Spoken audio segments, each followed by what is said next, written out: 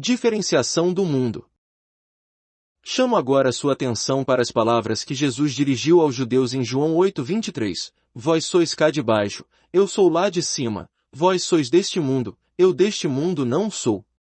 Desejo que notemos aqui de modo especial o uso das palavras de e deste. A palavra grega em cada caso é ek, que significa fora de, e indica origem.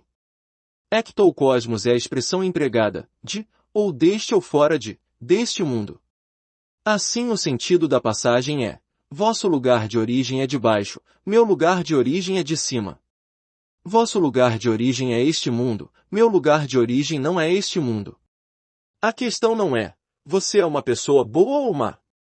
Mas, qual o seu lugar de origem? Não perguntemos, isto está certo? Ou, isto está errado? Mas, de onde se originou? É a sua origem que determina tudo. O que é nascido da carne, é carne, e o que é nascido do Espírito, é Espírito, João 3:6. Assim, quando Jesus volta-se para os seus discípulos, ele pode dizer, usando a mesma preposição grega, se vós fosseis do mundo, ectocosmos, o mundo amara o que era seu, como, todavia, não sois do mundo, pelo contrário dele vos escolhi, por isso o mundo vos odeia. João 15:19. Temos aqui a mesma expressão, não sois do mundo, mas além disso, temos outra expressão ainda mais forte, dele vos escolhi. Nesta última citação há uma ênfase dupla.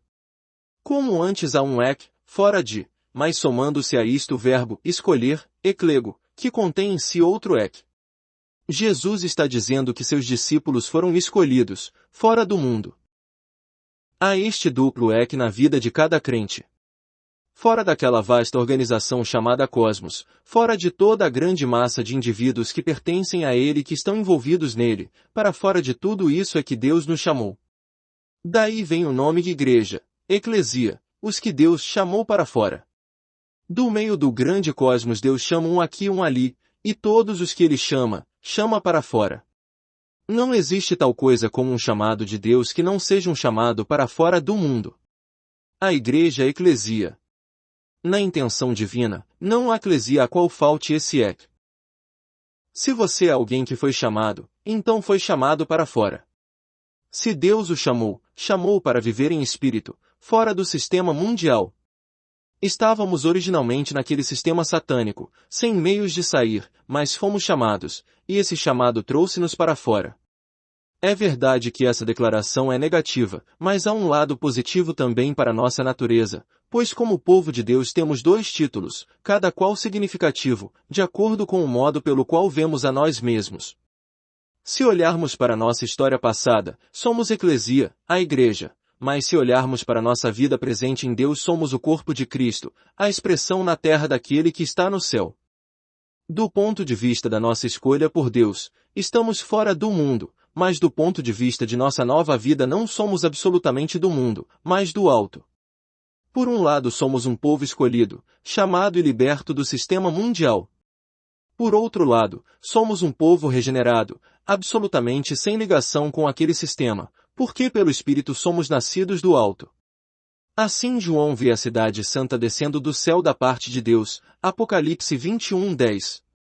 Como o povo de Deus, o céu não é somente nosso destino, mas nossa origem. É algo espantoso que em você e em mim haja um elemento que é essencialmente sobrenatural. É na verdade tão sobrenatural que, não importa como este mundo possa evoluir, jamais pode avançar um passo de acordo com ele. A vida que temos como dom de Deus veio do céu, e jamais esteve no mundo. Não tem qualquer semelhança com o mundo, mas tem perfeita semelhança com o céu, e embora precisemos misturar-nos ao mundo diariamente, não permitirá jamais que nos acomodemos e fiquemos à vontade ali. Consideremos por um momento essa dádiva divina, essa vida de Cristo habitando o coração do homem regenerado. O apóstolo Paulo tem muito a dizer sobre isso.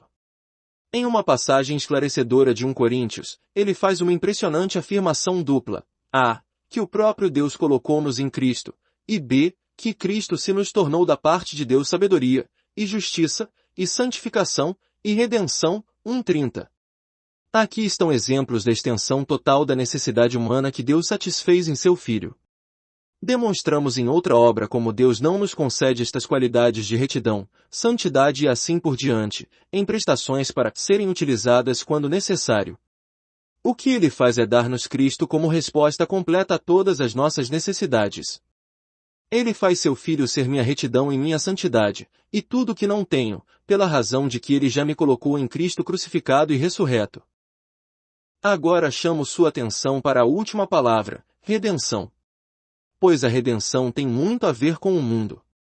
Os israelitas, você deve estar lembrado, foram redimidos para fora do Egito, que naquela época era o mundo que eles conheciam, e que é para nós uma figura deste mundo sob governo satânico. Eu sou o Senhor, disse a Israel, e vos tirarei com braço estendido. Dessa forma, Deus os trouxe para fora, colocando uma barreira de julgamento entre eles e os exércitos perseguidores de Faraó, de forma que Moisés podia cantar sobre Israel como o povo que salvaste, Êxodo 6:6, 15:13. À luz disso, analisemos a dupla afirmação de Paulo. Se Deus nos colocou em Cristo, então desde que Cristo está inteiramente fora do mundo, nós também estamos inteiramente fora do mundo.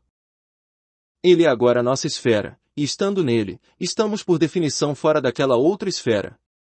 O Pai nos libertou do império das trevas e nos transportou para o reino do Filho do seu amor, no qual temos redenção, Colossenses 1:13-14. Esta transferência foi o assunto de nossos 2 capítulos precedentes. Além disso, se também, Cristo se tornou redenção, se assim podemos dizer, Ele nos é dado para ser isso, então quer dizer que Deus colocou dentro de nós o próprio Cristo, como barreira para resistir ao mundo. Encontrei muitos jovens cristãos tentando resistir ao mundo, tentando de um modo ou de outro viver uma vida não mundana. Descobriram que é muito difícil, e, além disso, tal esforço é, naturalmente, totalmente desnecessário. Pois por sua própria estranheza essencial, Cristo é nossa barreira contra o mundo, e não necessitamos de nada mais. Não se trata de que precisamos fazer algo com relação à nossa redenção, do mesmo modo que o povo de Israel nada fez com relação à sua salvação. Simplesmente confiaram no braço redentor de Deus, estendido em seu favor. E Cristo é feito redenção para nós. Em meu coração há uma barreira levantada entre mim e o mundo, a barreira de uma outra espécie de vida, a saber, a vida do próprio Senhor Jesus, e Deus colocou ali essa barreira. E por causa de Cristo, o mundo não pode me alcançar. Portanto, que necessidade tenho eu de tentar resistir ou escapar ao sistema de coisas? Se olhar para dentro de mim mesmo à procura de algo com que enfrentar e conquistar o mundo, instantaneamente encontro tudo em meu anterior clamando por aquele mundo, e enquanto luto para separar-me dele, simplesmente fico mais e mais envolvido. Mas deixemos que chegue o dia em que eu reconheça que em meu interior Cristo é minha redenção, e que nele eu estou inteiramente fora. Aquele dia verá o fim da luta.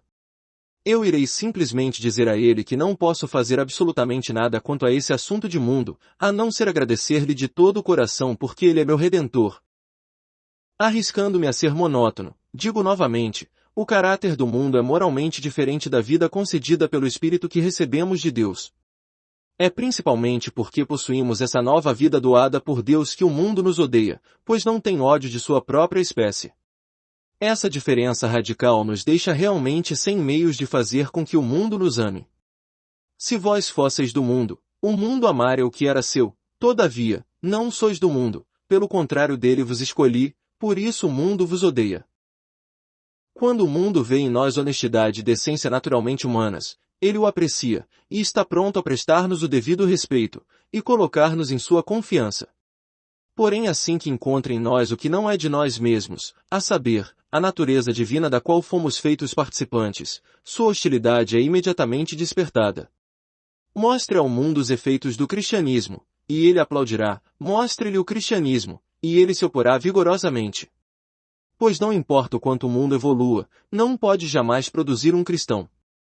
Pode imitar a honestidade cristã, a cortesia cristã, a caridade cristã, sim, mas produzir um só cristão é algo que jamais poderá almejar. Uma assim chamada civilização cristã ganha o reconhecimento e respeito do mundo. Ele pode tolerar isso, pode até mesmo assimilar e utilizar isso. Mas a vida cristã, a vida de Cristo no crente cristão, isso ele odeia, e onde quer que a encontre, irá certamente opor-se até a morte. A civilização cristã é o resultado de uma tentativa de reconciliar o mundo e Cristo. Nas figuras do Velho Testamento, encontramos aquela representada por Moabe e Amon, o fruto indireto do envolvimento e comprometimento de Ló com Sodoma, e nem Moabe nem Amon demonstram ser menos hostis a Israel do que eram as nações gentílicas. A civilização cristã demonstra que pode misturar-se ao mundo, e até mesmo pode ficar ao lado do mundo em uma crise. Há algo, contudo, que é totalmente separado do mundo e jamais pode misturar-se a ele, e isso é a vida de Cristo. Suas naturezas são mutuamente antagônicas, e não podem ser reconciliadas. Entre o mais fino espécime da natureza humana que o mundo pode produzir e o crente mais insignificante não há nada em comum, e assim não há termo de comparação. Pois a bondade natural é algo que temos pelo nascimento natural e podemos, por nossos próprios recursos, desenvolver naturalmente, mas a bondade espiritual é, nas palavras de João, nascida de Deus, 1 João 5,4. Deus estabeleceu no mundo uma igreja universal, e aqui e ali ele colocou muitas igrejas locais. Deus, digo, fez isso. Não seria razoável, portanto, esperar que o seu modo de libertação do mundo fosse através da separação física dele. Mas como consequência muitos cristãos sinceros estão muito perplexos pelo problema da absorção. Se Deus coloca uma igreja local aqui, perguntam eles, irá ela ser um dia reabsorvida pelo mundo? Isso de fato não representa problema para o Deus vivo. Visto que a sua origem não é deste mundo, não há na família de Deus qualquer concordância com o mundo e assim nenhuma possibilidade de ser absorvida por ele. Isso naturalmente não se deve a nós, seus filhos. Não é porque nós desejamos sinceramente ser celestiais que a igreja é celestial, mas porque somos nascidos do céu. E se, devido à nossa origem celestial, somos absolvidos de tentar ganhar nossa entrada lá, somos também absolvidos desse modo de esforçar-nos para conservar-nos fisicamente livres deste mundo. Como pode o mundo misturar-se com o que é de fora do mundo? Pois tudo que é do mundo é pó vazio, enquanto tudo que é de Deus tem a miraculosa qualidade da vida divina. Alguns de nossos irmãos de Nanquim estavam certa ocasião ajudando nos trabalhos de socorro após o bombardeio da cidade por aviões japoneses. Repentinamente, quando estavam diante de uma casa destruída pensando em como começar, houve uma violenta elevação de tijolos e vigas, e um homem surgiu. Sacudindo a poeira e cascalho de si, levantou-se e com esforço ficou em pé. As vigas e través caídas retomaram seus lugares por trás dele, e a poeira assentou novamente, mas ele caminhou vivo para fora. Enquanto há vida, qual é o receio de que haja mistura? A oração de Jesus a seu Pai, que João registra no capítulo 17, contém um apelo que é impressionante. Tendo repetido a afirmação de que o mundo os odiou, porque eles não são do mundo, como também eu não sou, Jesus continua, não peço que os tires, do mundo, e, sim, que os guardes do, mal, versos 14, 15. Temos aqui um princípio importante, que ocupará nosso próximo capítulo. Os crentes têm um lugar vital no mundo. Embora salvos do mal e seu sistema, não foram ainda retirados de seu território. Eles têm um papel a ser representado ali, para o qual são indispensáveis. As pessoas religiosas, como vimos, tentam vencer o mundo saindo dele. Como crentes, essa não deve ser de modo nenhum a nossa atitude. Aqui é o lugar onde somos chamados a vencer. Tendo sido criados separados do mundo, aceitamos com alegria o fato de que Deus colocou-nos nele. Essa separação, nosso dom de Deus em Cristo, é toda a defesa de que necessitamos. Extraído do livro Não Ameis o Mundo. Inscreva-se no canal, desfrutar é bem melhor.